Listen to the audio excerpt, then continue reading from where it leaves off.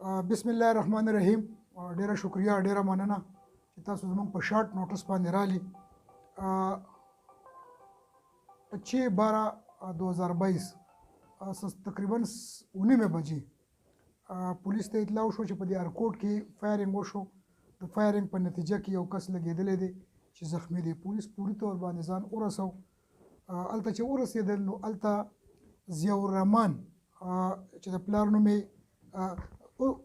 نوم یې حکیم بادر دی، ورپو ته خان نواب وي. دا هم د ارکوټ دی. رپورټ یې وکړو چې دغه شان زه او زما دا ورور عبدالرحمن چې دی د پیشې په لحاظ سره وکیل دی، زمونږ د ماما زوی دی، امیر حمزه خان نوم یې دی، په پولیس کې ایسای دی. چونکې هغه بیمار و، موږ د هغه پوښتنې له راغلي وو او چې څنګه موږ د دوی کور ته رالو نو دوی امیر حمزه په ما باندې فایرینګ شروع کړو. د فایرینګ په نتیجه کې زما د ورور عبدالرحمن دی ولګېده او زخمی شو او موږ په لار باندې راوړو چې سا یې ورکړه. چونکې دا خبره سیریس په دې شوه چې یو خو زموږ د پولیس ډپارټمنټ خبره وه، زموږ د امیر حمزه خان چې دی دا زموږ د پولیس سره ریلیټډ پرسن و، د دوی والد صاحب هم پولیس کې پاتې و. زموږ دپاره هم یو چیلنج جوړ شو. زموږ آر پی او صاحب ملکن ډیویژن محمد سجاد صاحب او زموږ ډي پی او صاحب شفیع الله خان ګنډاپور صاحب ډېر زیات په دې سیز باندې سیریس نوټس واغستو. زما په سربراهۍ کې ټیم مقرر کړ چې په هغې کې ډي اس پي صاحب مټه، ایس ایچ او صاحب مټه، زموږ د دوه ترڼداران صاحبان چې یو مهتاب ګل خان دی، یو لیاقت علي خان دی، نور پولیس عمله او د ملزمانو د پورې ګرفتارۍ دپاره حکم وکړو.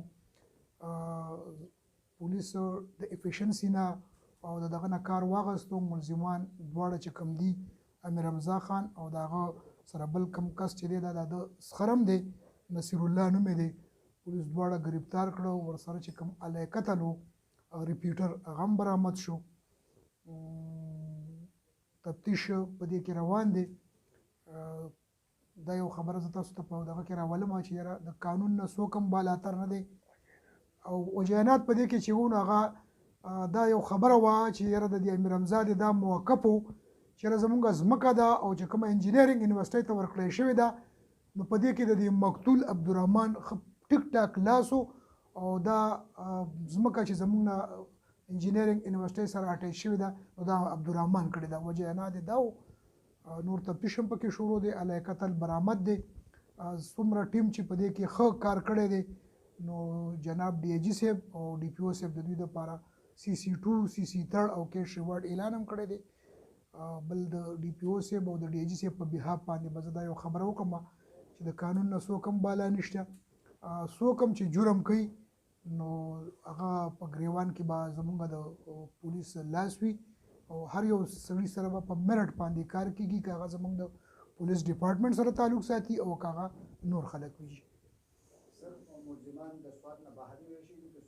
سوات کې دننه نیولی شوي دي جي، چونکې مونږ چې څنګه وقوه وشوه مونږ ته دا اطلاع وه چې دوی به کېدای شي وځي په څه ټایم باندې به دوی د دې ځای نه وځي نو مونږ پوري طور باندې د کنټرول په ذریعه باندې ټولو ناکهبندو ته وي. ټولو ناکهبندۍ چې د سوات نه څومره اوټ ناکهبندۍ دي، که هغه بونیر سایډ ته دي، که هغه دیر سایډ ته دي، که هغه شانګلې سایډ ته دي، که هغه ملکند سایډ ته دي، هغه ورته مونږ الرټ کړي او ملزمان چې دي نو هغه سوات کې